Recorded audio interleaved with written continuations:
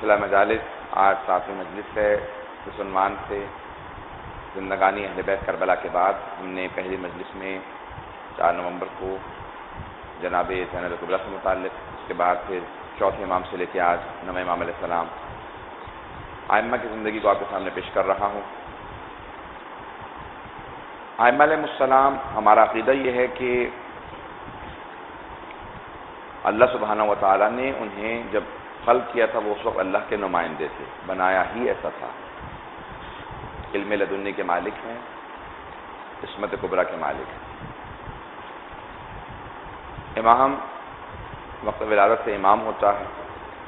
یہ درجہ اکتسابی نہیں ہے، تحصیلی نہیں ہے، انسان حاصل نہیں کر سکتا، بلکہ یہ اللہ کی طرف سے موہبتی درجہ ہے، وہبی ہے، تحصیلی نہیں ہے. یعنی انسان یہ سنے کہ 1000 رکعت میں بھی آج سے پڑھنا شروع کر دوں گا، پورے سال روزے رکھتا رہوں گا، تب بھی انسان اگر کر بھی لے تب بھی حضرت علی نہیں بن سکتا. عبادتیں بڑھا دینے سے انسان امام نہیں بنتا. امام اللہ کی طرف سے نمائندہ الہی ہے، جس طرح سے نبی ایک نمائندہ الہی ہے. اب 9ویں امام علیہ السلام کی زندگی میں ایک نیا باب رقم ہو رہا تھا امامت میں، اسلام میں. کیونکہ ٹھیک ہے ابتدا سے امام ہیں علم کی وجہ سے، عصمت کی وجہ سے، لیکن منصب امامت یعنی ایک امام کے طور پہ 7 برس کے سن میں ایک امام کو پیش کیا جا رہا تھا کہ یہ 7 برس کے ہیں، نماز جماعت پڑھانے کے لیے تو بالغ ہونا شرط ہے، لیکن یہ امام وقت ہے، حجت خدا ہے.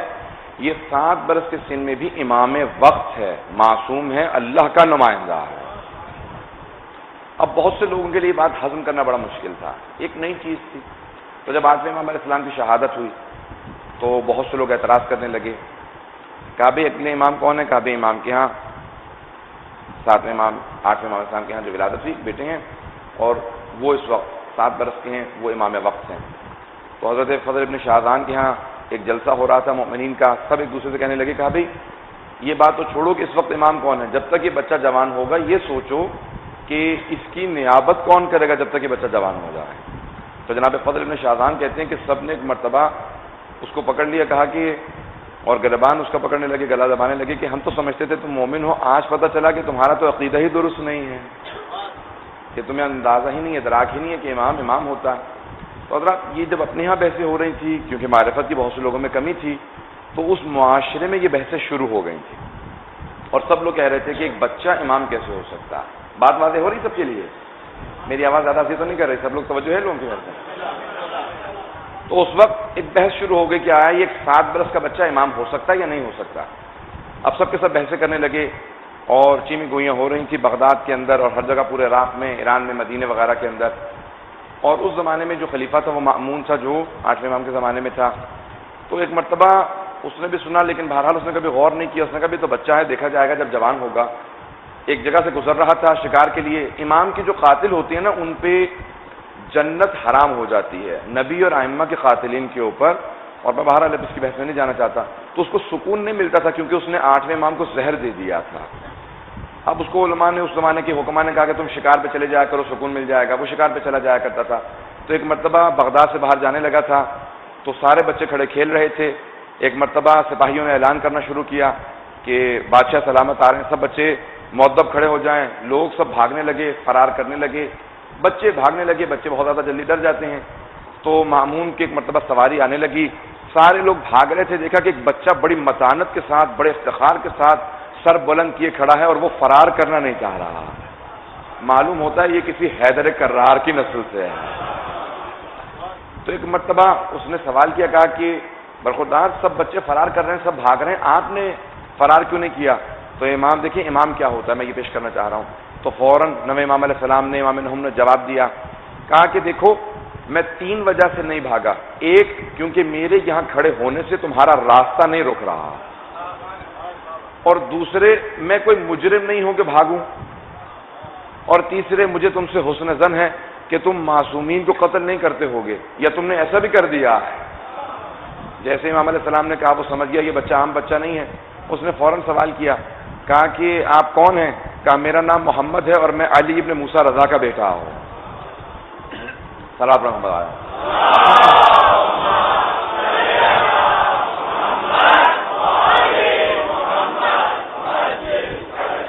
تو اب اسے تعجب ہونے لگا. اب بہرحال شکار پہ جا رہا تھا, اس نے شکار کے اوپر کیا کیا کہ ایک دراج کو دیکھا, ایک پرندے کو دیکھا جیسے تیتر ہوتا ہے جو اڑ رہا تھا, بہرحال خوبصورت پرندہ ہے, اس نے اپنے عقاب کو اس کے پیچھے اڑا دیا, کہا کہ جائے گا یہ عقاب, ابھی تھوڑی دیر میں پرندے کو لے آئے گا.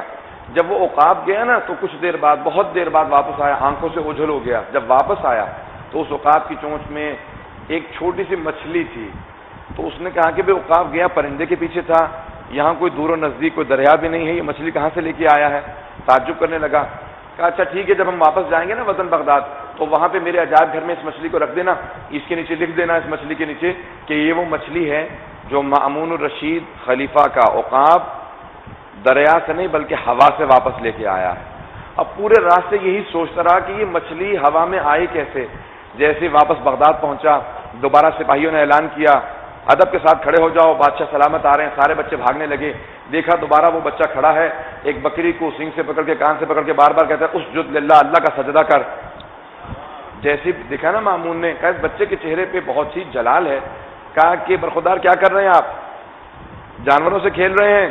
کہا امام نے فوراً قرآن کی آیت پڑھی, کہا کہ وما خلقنا للہ ولعب, ہمیں کھیلنے کودنے کے لیے خلق نہیں کیا گیا ہے.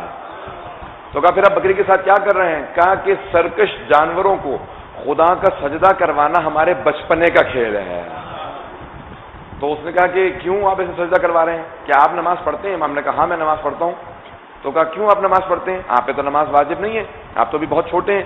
امام نے کہا جب یہ معلوم ہو نا کہ نماز واجب ہے تو پھر واجب ہے. یعنی امام نے اظہار کرنا چاہا کہ علم امامت کچھ اور ہے. کہا جب یہ معلوم ہے کہ واجب ہے تو پھر واجب ہے.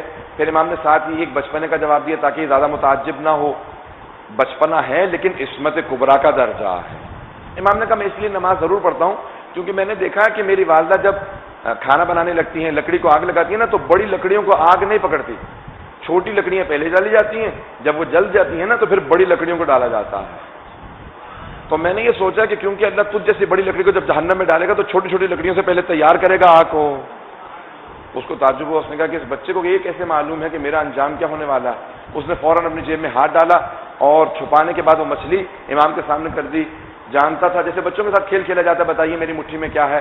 کہا بتائیے میرے ہاتھ میں کیا ہے؟ امام نے کہا بادشاہ شکاروں پہ جاتے ہیں اور جب اپنے عقاب کو کسی درات کے پیچھے بھیج دیتے ہیں, جو اللہ نے بعض اوقات دریاؤں سمندروں میں بھور چلائے ہوتے ہیں, چھوٹی مچھلیاں تاب نہ لاتے ہوئے اس پانی کے رخ پہ ہوا میں اڑ جاتی ہیں.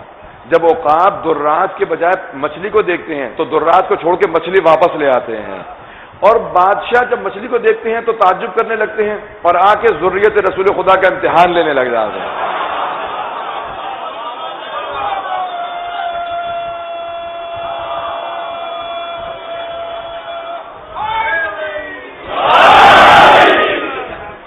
آپ نے غور فرمایا نا, ایک بچپنا ہے لیکن امامت کا درجہ ہے. تو امام نے کہا کہ نہ میرے منصب کے خلاف بات ہو نہ بچپنے کے خلاف بات ہو. اس انداز سے جواب دیا کہ فوراً مأمون نے قرآن کی آیت کو پڑھا کے اللہ اعلم حیث یجعل رسالتہ, اللہ بہتر جانتا ہے اسے اپنا نمائندہ کسے بنانا ہے, کس کو نبی ہونا چاہیے, کسے امام ہونا چاہیے. جب اس نے یہ آیت پڑھی